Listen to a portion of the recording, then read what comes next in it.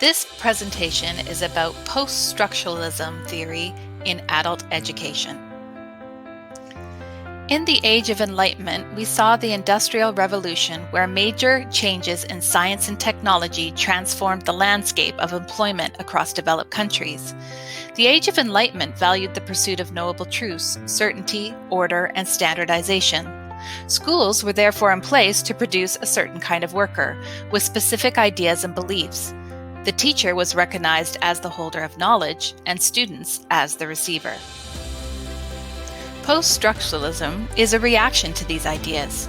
French philosophers Foucault, Derrida, and Deleuze resisted the idea of knowable truth. And as Osgood 2015 stated, these philosophers highlighted the messiness of lived lives, which are typically characterized by diversity, subjectivity, uncertainty, contradiction, and complexity. They questioned what knowledge is important and who decides that, whose knowledge is privileged and whose is excluded. Michel Foucault was a theorist, writer, and educator who stated that education is a political act and spoke to the relationship between schools and the production of disciplined bodies, and referred to the history of education in terms of genealogies. Schools are a reflection of society values and often govern students' behavior through rules and regulations. For example, schools run on a bell schedule. Students are told where and how to sit in class, how to behave and socially perform. Teachers hold the power as ultimately they test and grade the students based on the conformity of ideas. Through society and education, we have narrowed the idea of what it means to be normal. In many countries across the world, higher education itself is only accessible to certain populations, and therefore we are further marginalizing certain populations, pushing disadvantaged people into low-paid labor. As instructors who were schooled in the same system, it can be challenging to not take for granted certain teaching approaches that continue to push the dominant Eurocentric approach to education and power imbalances in the classroom.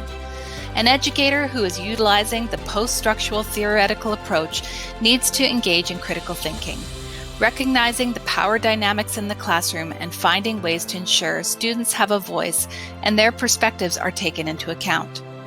Knowledge is socially constructed and never value-free, and educators must respond to the current conditions within their particular classroom. Educators need to reflect on their material and ask themselves which theorists influence the information being shared in the class. Is there representation of multiple perspectives like Black theory, Indigenous, and feminist approaches? In Canada, post-secondary instructors have been called to action by Truth and Reconciliation Act to ensure training on how to integrate Indigenous knowledge and teaching methods into the classroom. As Foucault highlighted, when there are power imbalances and oppression, there's often an uprising. It appears we're in a time where students are having more of a voice, having more choices, questioning ideas of truth that we've taken for granted. For example, gender. It's no longer a binary idea. When supported by the educator, students can challenge ideas in class and offer new perspectives. Students can choose what material from class resonates for them and how it fits into their worldview. The intention is for students to always be questioning and not passively taking in information.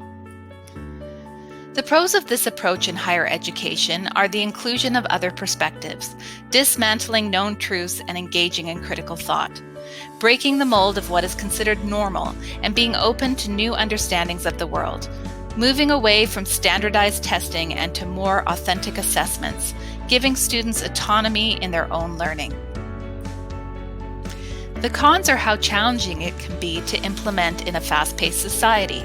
Working with students on individual learning outcomes and responding to the unique needs of each student takes time. Instructors would need more professional development on different theoretical perspectives and to work collaboratively with their Indigenous knowledge holders. Education in Canada is not affordable, and therefore only certain populations can afford this privilege. Society is also imposing productivism values on education, asserting certain skills as important, creating a highly competitive market for employment opportunities. So instructors are often pulled in two directions, wanting to slow down and engage students and deconstruct regimes of truth, and meet the labor market needs to produce workers.